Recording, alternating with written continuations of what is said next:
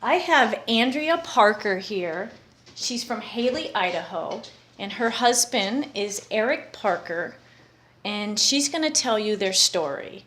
So why don't you go ahead and start in the beginning, Andrea, and just let me know what happened from the day one. You were starting earlier about your girls' weekends, so if you could just start there and let us know. Okay, I remember the weekend because my daughter was 2, and I was getting my first girls' weekend out, and we were gonna go to the hot springs and spend the weekend, and so that was pretty big for me. And I remember my husband talking to me about he'd seen on the internet a First Amendment speech zone, and he was talking about what was happening in Nevada. And we met in Nevada, in Fallon, Nevada, and so it hit kind of close to home. So you were gonna go on a girls' weekend out of town, and he said, "Don't go." What did he say? He didn't say don't go. First, he started talking to me about what he was seeing on the internet. Right. And he showed me the First Amendment speech zones. And now this is where? 'Cause this is just pictures on Facebook. Pictures on Facebook of what? Of an area in Nevada, and it had that orange construction barrier stuff. Okay. And it was a taped off zone with a big brown sign that said First Amendment speech zone. Okay. And he was talking about the protests going on in Nevada about this farmer and his cows. Okay. And they're rounding cows off of range land. Okay. And at first I was like, yeah, whatever, I'm going on my It's girls' weekend. Yeah. At first I was like, whatever, and I went to work. And when I got home from work, he showed me, he said, things are heating up there, and he showed me another video.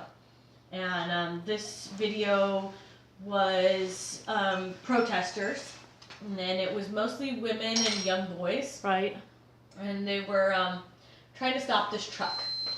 And the way it seemed in the videos, they believed that there were dead cows in the back of the truck. They had gone out there and they'd shot these cows and they put them in the back of the truck. Well, I'm a huge animal lover, so that doesn't sit right with me. And we're watching, and there is these BLM people, and they have dogs, attack dogs, and I see on the video people being tased, people being thrown to the ground and attacked with attack dogs. I think I saw some of those videos too. And it was pretty disturbing to watch, especially because one of the kids on a 4-wheeler was 16, 17, it's just, I don't know, it's okay, what is going on? And then I remember seeing something, I remember seeing it was a pretty long video or separate little videos, and at one point the truck started to get by and they were trying to jump in the back to see if it was dead cows. And it was, and this is, from what I remember of the day, instead it was a water troughing system.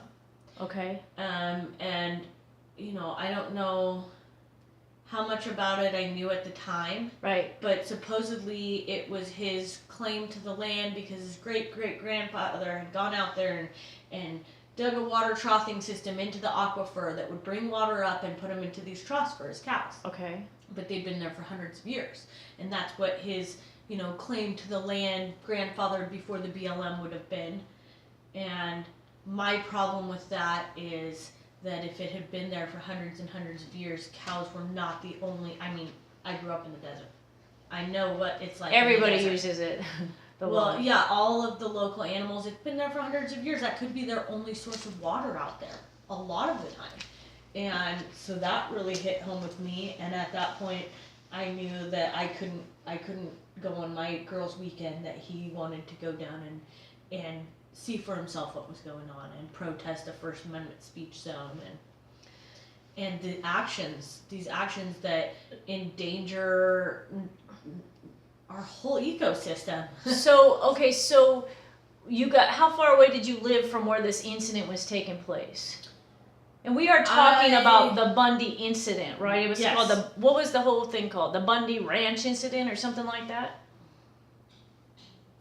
I don't know if they called it the Bundy Ranch thing when he left. Okay. It was later I don't know. It was a free speech protest thing. Something like that. Well, I don't even know if we knew anything about the Bundy Ranch before we even went down there. Okay. We knew it was about some farmer and cows, but really it was, to us, it was about the Free Amendment speech zone. Okay. And just the actions of the way that the people down there were being treated by officers.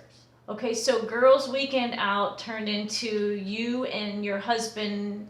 Well, Girls Weekend Out turned into me watching the kids while he went Okay. again for the weekend. Oh, you didn't get to go. No. Okay. But So- I couldn't feel good about going to a girls' weekend when that was going on. Right. So let's go from there then. So Eric goes down. So Eric Or gets up. ready and goes and leaves at night, I believe. Okay. So like at that point he was like throwing stuff in the car and he leaves at night. And I think he got there at like 2 or 4 in the morning. I remember making him call us. And at that point, what is it, Bunkerville? Is that what it was called? Is that the name of the town? Bunkerville might be the town. I'd never heard of that before. In Nevada, there's, a few big towns and Right. a lot of little towns that you don't even know. And I was, we were from Fallon and Reno, kind of quite a ways from Vegas. So he, when he got there, he was like, oh no, it's close to Vegas. Okay. And I remember, being worried about him the whole way. And him calling me when he got there. And saying that he got there and they needed people to help direct traffic because lots of people were showing up. Okay. And so he got there after all night of driving and he'd been drinking lots of coffee and he immediately volunteered to Help with be traffic. at a, directing traffic or something. Okay. Something like that. And I saw some of the video on TV. The highways were kind of there was traffic, That lines wasn't of traffic. much of the next day. Okay. So that day he gets there, he's helping direct traffic. Yeah, into the camps or something. I don't really know. I know that he just got there and he had been up for probably 24 hours. And he got there and he helped out for a couple hours because everyone else was asleep. Right. And then he got some sleep himself. And Were there a lot of people? Did he say there was a ton of people there? yeah. And we were getting, I would get a few phone calls. Not too many. I'd be really worried about him. He said, I probably won't be able to call because I'm in the middle of nowhere. Okay. And Did he have he's had cell phone coverage anyway? at some places, or maybe he was driving out to get it. I'm not really sure. It was kind of broken up. Okay. I'm dealing with the kids and I'm doing all that. The very next day, I'm trying to think. I was just with the kids. We're hanging out. I can't remember if I was working that day or not. But I remember seeing him on the news. On the TV? Yeah. And, Was it on your local station or was it like? oh yeah, it was everywhere. Okay. You're like, and I oh, there's my husband. well, actually, I remember getting a barrage of messages. Eric's on the news, so maybe it wasn't. Maybe it was big news, and it was Eric's on the news. Eric's on the news, and before he had even contacted me, I had seen it. So while it was happening, it was being blasted everywhere, and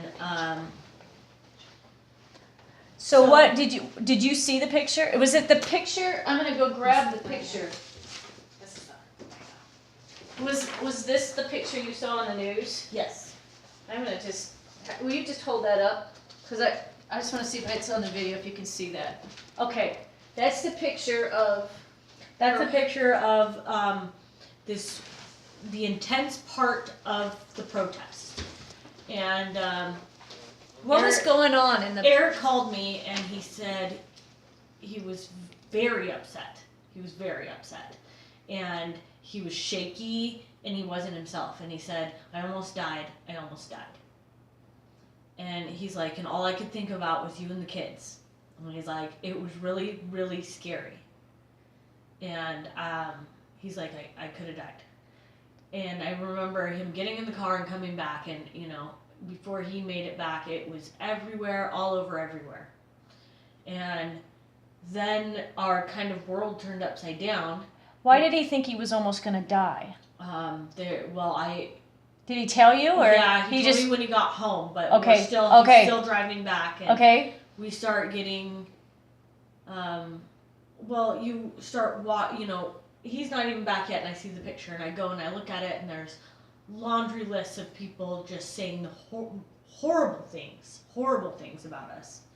And, threats are starting to come in, and people are writing threats, and it's really hard. On Facebook? On news, like they have the news post, and they have places where you can comment.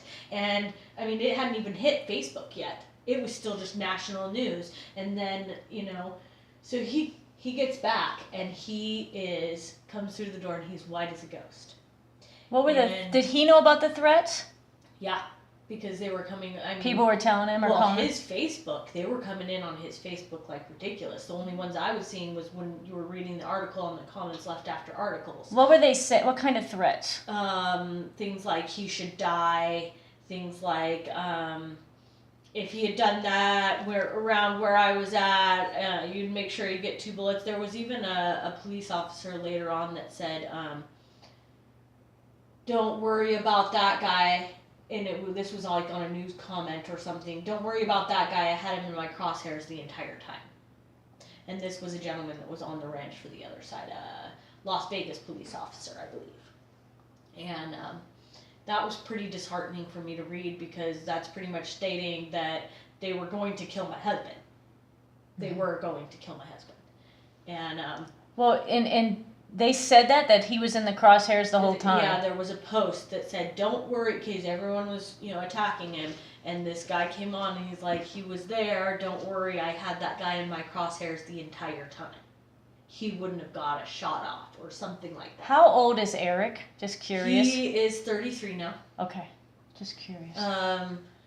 And so when he got home, he was white as a ghost, shaking. He couldn't sleep.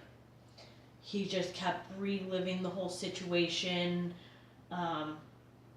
He couldn't eat, couldn't sleep, was a total wreck.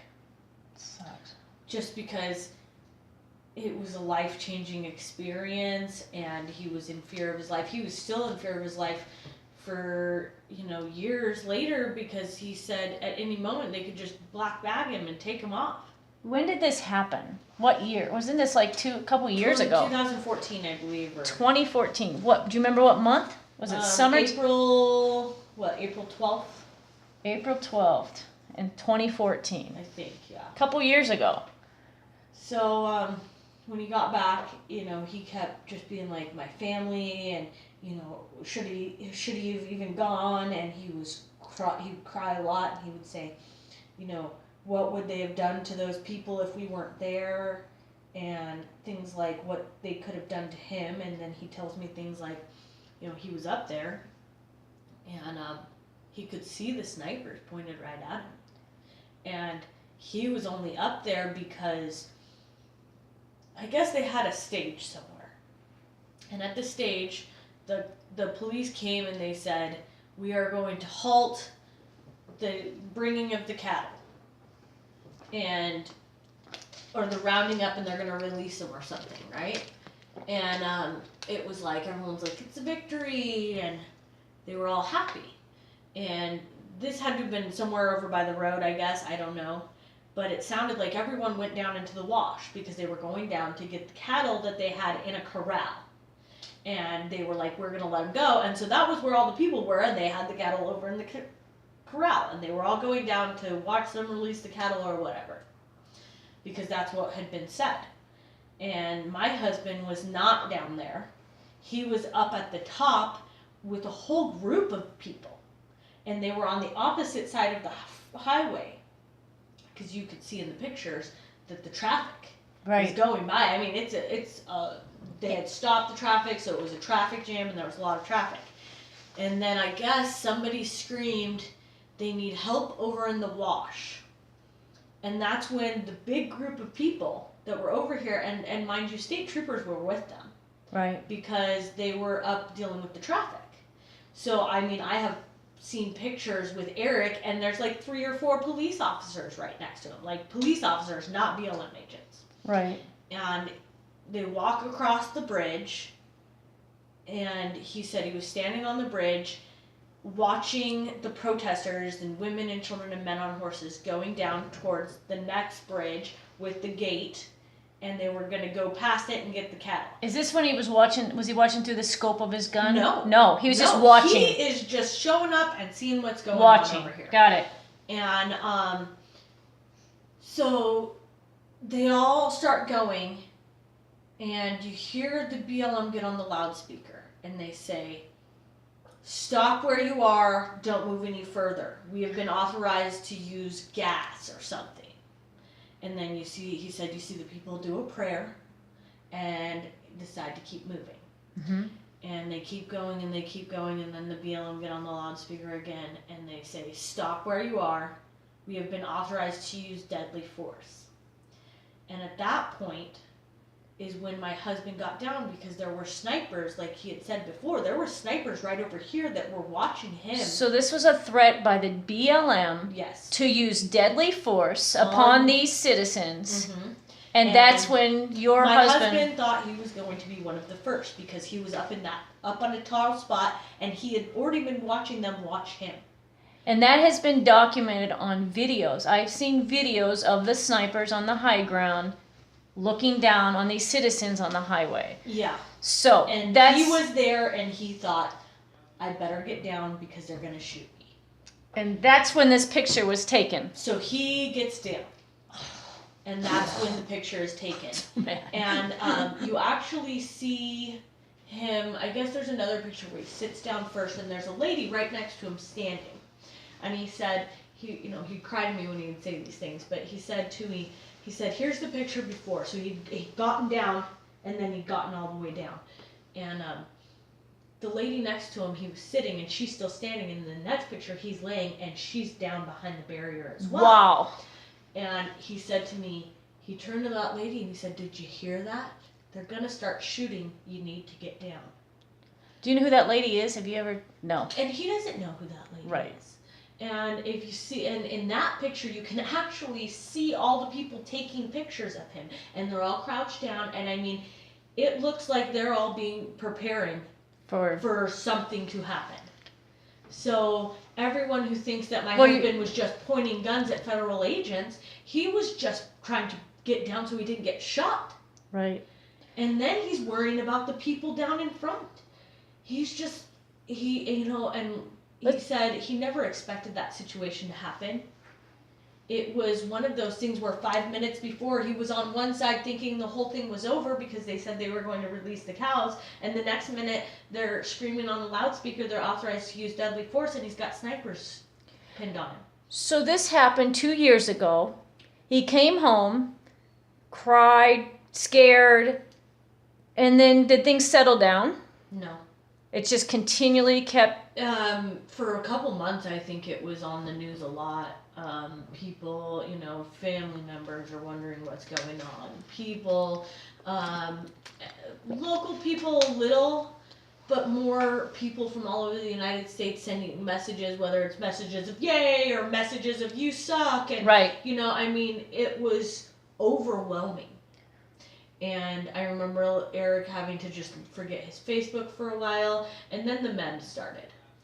And these memes are coming in. Like, we're not creating these memes, but they're coming in, and people are sharing them to my husband because he's like, "Here's another picture of you." We got to stop for a minute. There's a lot of people, elderly people, maybe like myself, that go, "What's a meme?" So why don't you explain for people, what's a meme? So a meme is that picture of Eric, or a picture of someone else, and or a picture of whatever, and they write over the top of it and write a little quote or saying. So some of the memes were very... and then they put it on the internet and spread it all around. Yeah, basically it's just like a joke, like any of those joke things, like here's a bear pooping in the woods, yep, it's for sure, Okay, so what did they say? So, there were so many. What? Good ones and bad ones. Good ones and bad ones. Okay, so that they couldn't let this go. No, it was huge, it was all over the place. People probably used it for their own agendas, right? Exactly. Got it. I remember the Second Revolutionary War almost began today. There was ones where they showed other protests of protesters being pepper sprayed in the face. And they say, this doesn't happen if you bring those, amendments with you. And then it shows a picture of Eric, and there was even Be This Guy. And the one that stands out to me in the Be This Guy is the picture of Hitler with all of his people, and they're all saluting, and there's one guy in the audience that's not saluting, and he's circled, and it's Be This Guy. Okay. And they did a Be This Guy of Eric's picture, stand up for America, be this guy. So he was a hero to many, and a terrorist to many terrorist to the others. Yeah. Terrorist. So did this kind of go away after 6 or 7 months? I mean, right now your husband is sitting in prison under the Patriot Act, being held without bail, correct? Mm-hmm. For how long has he been in prison? 7 months. 7 months now. 7 months without bail. Any charges against him? Well, yeah, he's got charges that he's got a blanket indictment with charges that are up to 101 years in prison and like $4 million in restitution. And the way that they're doing this is he's got all these different charges, and they're charging him the same as they're charging Clive and Bundy. So basically, they're charging him with the same exact charges that they're charging the owner of the ranch. Okay, and I'm not sure what those charges are. Conspiracy against the government. I mean, it's all written in It's a legal long mumbo jumbo, but I know it's all conspiracy against the government, conspiracy to impede the government. There's a bunch of weapons charges, like crossing state lines with a weapon, which I don't think is illegal. I guess it depends on what state you're in, but I'm fairly sure in Nevada and Idaho it's not illegal to carry your weapons. So does he have a lawyer? He has a public defender, and it doesn't seem fair. Like, I'm not going to say our public defender is not exactly working for us, but there's certain things, like, when you think he's got all these motions that he wants, like, there's no reason they should be held. He's being held without bail because he's a danger to society, but they took 2 years to pick him up. So if he was truly a danger to society, why, in the 2 years that he was out, nothing happened? Right. So did he have a job? Yes. He's an electrician. He's an electrician, so he's lost his job now. Yeah. Wow. So, and then in the courtroom they kept saying, oh, well, we don't know if he has a job or not, which we have, yes, they do. Anyone can look up and be like, yes, you have checks coming from this, you do work. But they, when you go into the court, it's interesting how that went down. Probably intimidating as just a regular citizen from Haley, Idaho. Well, and then when they had called me when they first went to Boise, because when they arrested him in our town. In Haley? In Haley. And he had talked to the sheriff and had a meeting with the sheriff, and, for some reason he kind of knew something was going to happen. But he'd been saying it for 2 years and nothing had happened, and I kind of felt like, oh, it's over. It's over, How could they come 2 years later? But I don't know what it was, but he was just like, something's going to happen. And so he went to the sheriff because he was very afraid that something like Ruby Ridge would happen. Or isn't that what the Idaho one was called? Yep. And he really didn't want me or the kids hurt. And so he went to the sheriff and he said, listen, I'm the person that went to the Bundy Ranch. This is why I went. I want you to know that if they ever come for me, if you call me, I'll go and turn myself in. Yeah, don't come after my family and shoot my kids. Exactly. If you call me and tell me to turn myself in, we will do it. We'll do it peacefully. I believe in my day in court. I believe in our judicial system. And so he went to the sheriff and did that. And I was told by the FBI agents later on when they were showing up at my house with a search warrant that was the reason he wasn't taken at home. Because he came in. Because he went to the sheriff and asked that. He did not come in. They did not call. They took him on the way to work in the middle of the in the middle of our little town where everyone can see first thing in the morning on the way to work. Well, they wanted to show Show of force. Show of force. Got it. Then they didn't take him to jail in Haley, which was really weird to me. They took him all the way to Boise. And I had gotten a call because one of the other gentlemen that had gone with my husband, he had gotten taken at home with his kids there, and they had to call his ex-wife and have her come get the kids. And so I knew that Eric had gone as well, but they didn't call me to tell me where the truck was. They didn't call me to tell me where my husband was. Finally, I had to start calling. I called a bunch of different people, like sheriff's offices, and they said, you have to call this person, you have to call this person. And then once I did that, and he was taken at like 7:30 in the morning, by around noon, I had finally gotten in touch with someone, or they called me back with someone that had information on where my truck was, or my husband's truck was, and still couldn't tell me where my husband was. And it's like, I don't understand how they can just grab you and then just take you for 2 hours in a vehicle, and the way I hear it, interrogate you for 2 hours in the vehicle before you've got a phone call, before you've got a lawyer, any of that kind of stuff. And so then he goes to Boise. And while he's in Boise, we're waiting for the initial hearing where I figured, he'd be released and we would be able to fight our case, just like anybody. Right. Right? Right. You're charged with something, but you're guilty until you're proven, or you're innocent until proven guilty, and you get to get out and you get to, pay your bail or whatever and fight it. And what I saw in the Boise court was not that. The pretrial detention people, these are the people that evaluate you for if you're a flight risk. Okay. Talk to me. Talk to him. We were talking on the phone. This is before I went down to court. And she was making sure that I got the house ready, like no alcohol in the house, because things would change, because he would be on some type of parole, because he was being released. And this is all something I didn't know about, but the lady's walking me through it. And she said she was going to suggest that he's not a flight risk and that he be released. But because of some, what do they call it, grand jury trial, is it grand jury? Where they have a trial where you're not there to speak your side. Pretty much, here's the government saying, this is what we did, this is what they did, and we think they're dangerous to society. And you didn't get to say your... No, nobody was there. This is before they were even arrested. So they get to say that they're a danger to society and lock them away for this many months. 7 months. Uh-huh. And he hasn't... So the way we look at this is their way of trying to get us to lose our house. And I mean, it has affected a lot of things. I lost my job over it. It's really hard.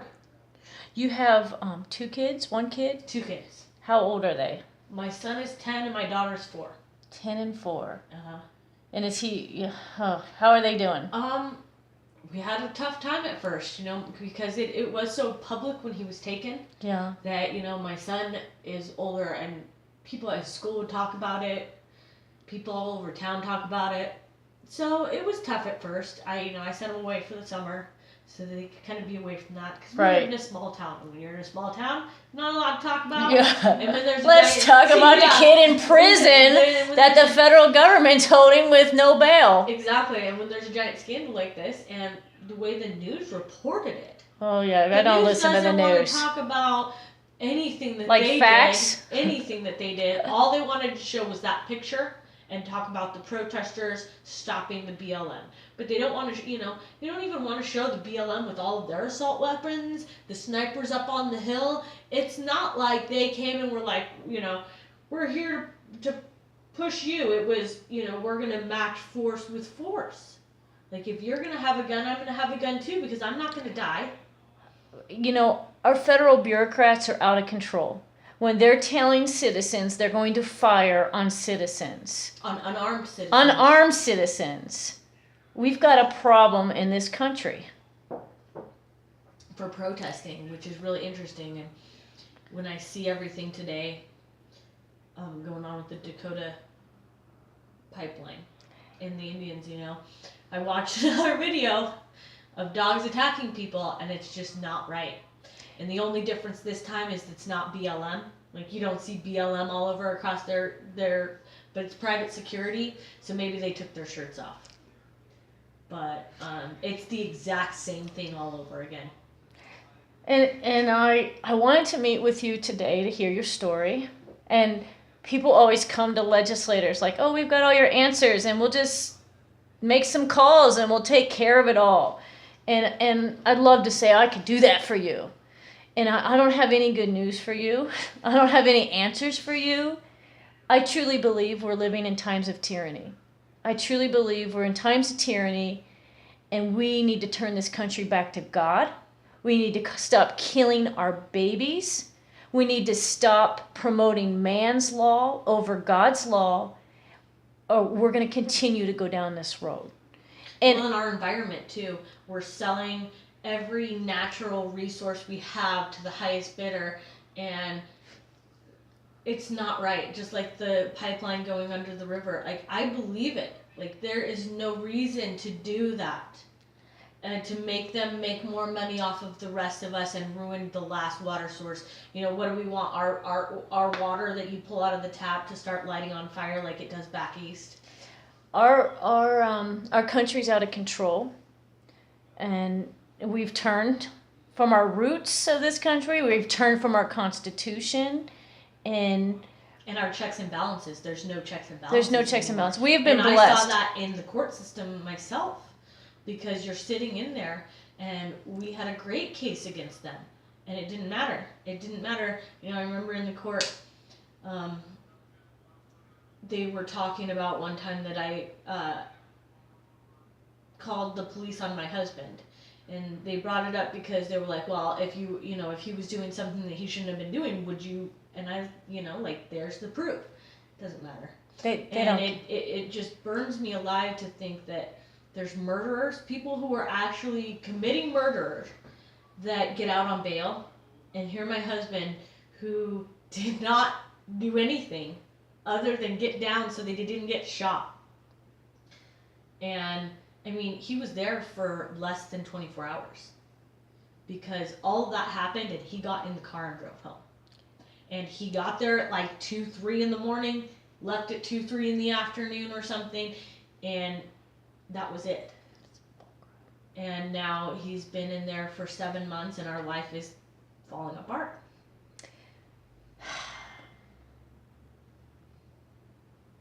I don't even know what to say. I don't know. Why do you say that? I don't know what to say. I'm glad you shared your story, and I'm going to share your story with as many people that will listen to your story. Chris Ann Hall came to my area and spoke.